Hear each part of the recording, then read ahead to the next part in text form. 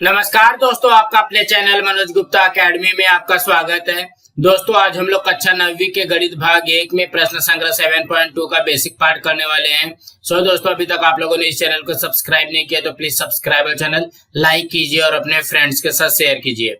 दोस्तों, बाकी विषय के भी प्रश्नोत्तर के वीडियो बना करके अपलोड किया गया है, उसका लिंक आपको डिस्क्रिप्शन बॉक्स में दिया गया, आप लोग वहां पर जाकर के देख सकते हैं। तो आइए अब हम लोग चालू करते हैं प्रश्न संग्रह 7.2 का बेसिक पार्ट। क्या दिया गया है बेसिक पार्ट में, आओ चर्चा करें। क्या बोला गया है, दी गई जानकारी दर्शाने के लिए किस प्रकार का स्तंभालेख बनाना उचित होगा। मतलब हमको यहाँ पे 6 जानकारी दी गई है, इसमें बताना है कि किस प्रकार का स्तंभालेख हम बनाएंगे जो कि उचित होगा। तो यहाँ पे पहले में क्या दिया गया, 4 गांवों में साक्षरता का प्रतिशत। देखो कि यहाँ पे ध्यान से ये क्या दिया गया, प्रतिशत दिया गया है। इसका मतलब हो गया कि ये प्रतिशत स्तंभालेख से इसको बना सकते हैं।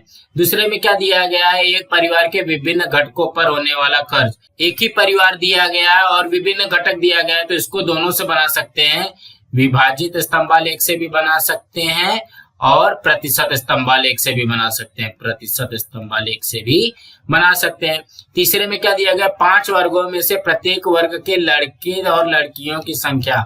तो यहाँ पे देखो कि 5 वर्ग दिया गया, मतलब 5 दिया गया है, तो लड़के और लड़कियों की संख्या, तो इसको भी किससे बना सकते हैं, विभाजित और प्रतिशत, विभाजित और प्रतिशत दोनों से इसको भी बना सकते हैं हम लोग। उसके बाद में क्या दिया गया, 3 दिन तक चलने वाले विज्ञान प्रदर्शनी में देखने आने वाले लोगों की संख्या। तो इसको भी हम लोग प्रतिशत स्तंभालेख से बना सकते हैं, प्रतिशत स्तंभालेख यहाँ पे उपयोग हो सकता है। फिर यहाँ पे क्या बोला गया, जनवरी से जून तक के प्रत्येक महीने में आपके द्वारा न्यूनतम और उच्चतम तापमान। तो न्यूनतम तापमान क्या है और उच्चतम तापमान क्या है, तो इसको विभाजित स्तंभालेख और प्रतिशत दोनों से बना सकते हैं, दोनों से ये बन जाएगा। उसके बाद में क्या दिया गया है, दुपहिया वाहन चलाते समय हेलमेट का उपयोग करने वाले तथा न करने वाले सपरिवार के व्यक्तियों की संख्या। तो इसको हम लोग किससे बना सकते हैं, विभाजित स्तंभालेख से बनेगा ये। अब यहाँ पे क्या बोला गया है, आओ जाने, हमको क्या पता करना है, सांख्यिकी क्या होती है। किसी बड़े समूह का अध्ययन करने के लिए उसमें से कुछ घटक का चुनाव यादृच्छिक विधि से किया जाता है। यह बड़े समूह का प्रतिनिधि समूह होता है। इन प्रतिनिधि समूह के अध्ययन के संदर्भ में जानकारी एकत्र करते हैं। यह जानकारी अधिकांश समय संख्या के रूप में होती है, जिसका विश्लेषण कर कुछ निष्कर्ष निकालते हैं। इस प्रकार के अध्ययन को ही सांख्यिकी कहते हैं। तो कहने का क्या मतलब है, यहाँ पे हमको सांख्यिकी का परिभाषा दिया गया है। क्या होता है, यादृच्छिक विधि से कुछ घटक का चुनाव करने के बाद में उसके बड़े समूह क्या हो जाएगा, प्रतिनिधि समूह हो जाएगा। और उस प्रतिनिधि समूह के संदर्भ में जो जानकारी हम लोग इकट्ठा करते हैं उसी को सांख्यिकी कहते हैं। स्टैटिस्टिक्स, यह शब्द स्टेटस इस लैटिन शब्द से बना है। इसका अर्थ राज्य की स्थिति ऐसा होता है, मतलब राज्य का स्टेटस दिखाना, स्थिति दिखाना। इससे पहले सांख्यिकी शास्त्र राज्य के प्रशासकीय व्यवहार से संबंधित होता था, ऐसा ध्यान में आता है। किंतु वर्तमान में इस शास्त्र का उपयोग सभी क्षेत्र में किया जाता है। सर रोनाल्ड एल्मर फिशर, जिनका जन्म 17 फरवरी 1890 में हुआ और उनकी मृत्यु हुई 29 जुलाई 1962 को, संख्या शास्त्र का जनक माना जाता है।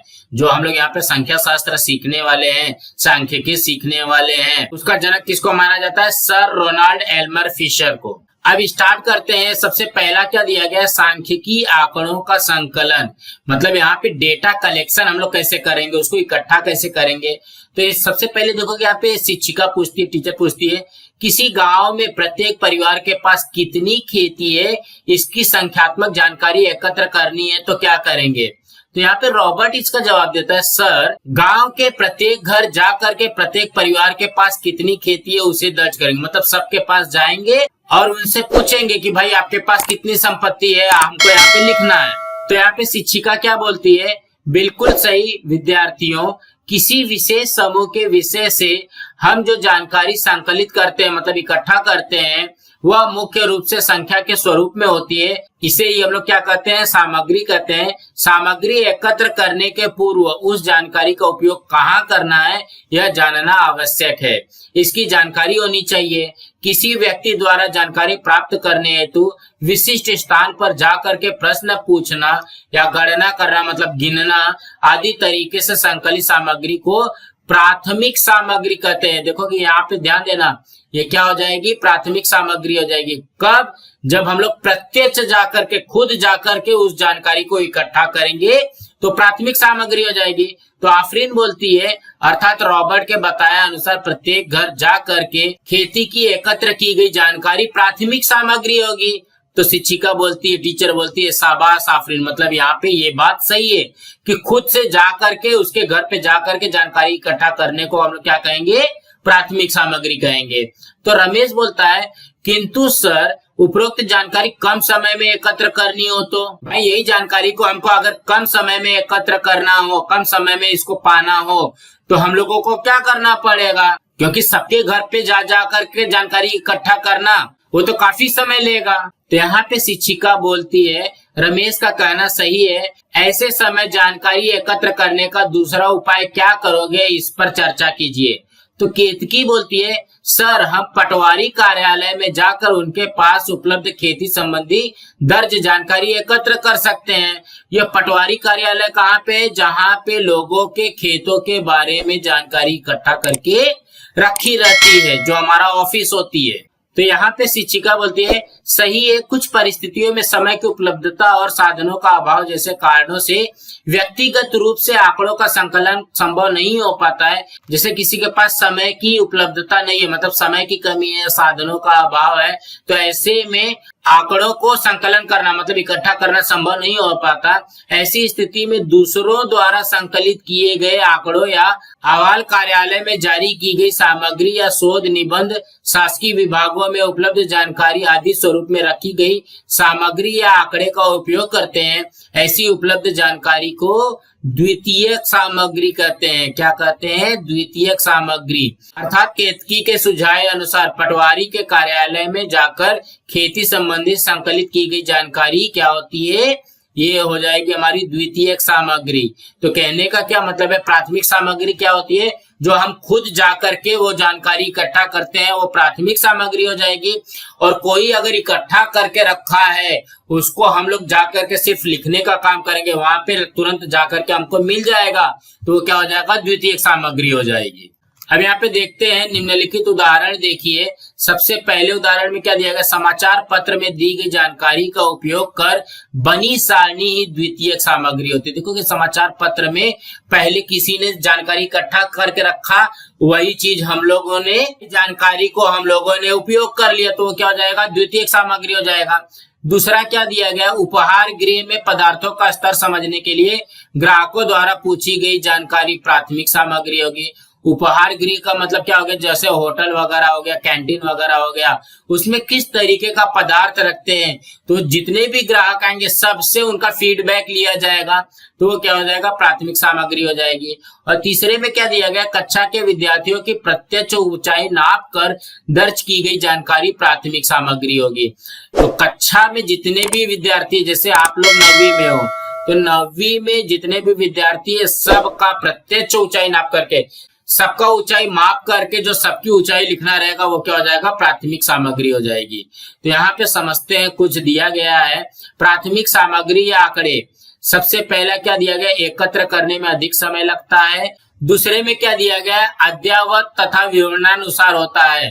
कहने का क्या मतलब है, ये जानकारी जो होती है अपडेटेड होती है, अपडेट हुई होती है, और सटीक और विश्वसनीय होती है, मतलब परफेक्ट जानकारी मिलती है प्राथमिक सामग्री में। और द्वितीयक सामग्री में क्या होता है, तुरंत उपलब्ध हो जाता है, भाई कोई इकट्ठा करके रखा है, जा करके हम लोगों ने ले लिया। और दूसरा क्या है, इसमें पूर्व संकलित जानकारी लेने के कारण वह जानकारी अद्ययावत होगी, वो ऐसा नहीं है, जानकारी के विवरण में कुछ कमियां रहती है। और तीसरा क्या दिया गया, यह कमी विश्वसनीय हो सकती है। तो कहने का क्या मतलब, जैसे सपोज कर लो कि जून महीने में हमारा 9th का स्कूल खुला, ठीक है, वहां पे कुल मिलाकर के 60 बच्चे हैं। 60 बच्चे में से सबकी हाइट जो रहेगी 5 फीट के ऊपर रहेगी। यहाँ तक आप लोगों समझ लिए। अब इस समय क्या चल रहा है, फरवरी चल रही है। फरवरी में अगर किसी की हाइट जो है 5 फीट 2 इंच बढ़ गई, तो कहने का क्या मतलब है, अगर हम जाकर के किसी पर्टिकुलर इंसान का, या रमेश नाम ले लेते हैं, कि रमेश की जो हाइट है हम तुरंत का तुरंत जा करके लेते हैं तो ये कितना मिलेगा हमको, 5 फीट 2 इंच मिलेगा। तो ये हमारा क्या हो जाएगा, ये प्राथमिक हो जाएगी। लेकिन ये पहले से जानकारी इकट्ठा करके रखा गया है, ये तो अपडेट नहीं हुई है ना, ये अद्ययावत नहीं है, ये अपडेट नहीं है, तो ये जानकारी हमको परफेक्ट मिलेगी ऐसा हम नहीं बोल सकते। और ये कौन सी जानकारी हो जाएगी, ये द्वितीयक सामग्री हो जाएगी, द्वितीयक सामग्री होगी। तो यहाँ पे कृति में दिया गया, आप अनेक बार विविध कारणों के लिए जानकारी एकत्र करते हैं, ऐसे 3 से 4 उदाहरण लेकर के एकत्र की गई जानकारी प्राथमिक होगी या द्वितीयक, इस पर चर्चा कीजिए। तो यहाँ पे हम लोग देख सकते हैं कि कौन सी हमारी जानकारी प्राथमिक है, कौन सी जानकारी द्वितीयक है, ऐसा हमको यहाँ पे बताना है। तो देखो कि प्राथमिक सामग्री क्या हो गया, जो कि हम लोग खुद से जाकर के जानकारी इकट्ठा करते, सामग्री इकट्ठा करते, आंकड़ा इकट्ठा करते हैं। जैसे स्कूल में जाकर के मापना हो गया, ऊंचाई मापनी हो गई, स्कूल में जाकर के किसी बच्चे का वजन निकालना हो गया, स्कूल में कितने विद्यार्थी प्रेजेंट है, कितने एब्सेंट है, ये सारी जानकारी हम लोग जा करके अगर खुद से नाप करके खुद से लिखेंगे तो प्राथमिक जानकारी हो जाएगी। और अगर स्कूल के रजिस्टर में लिखा हुआ है कि कितने प्रेजेंट है, कितने एब्सेंट है, मैं जाकर के सिर्फ वहां से वो कलेक्ट कर लेता हूँ, तो द्वितीयक सामग्री में आ जाएगी।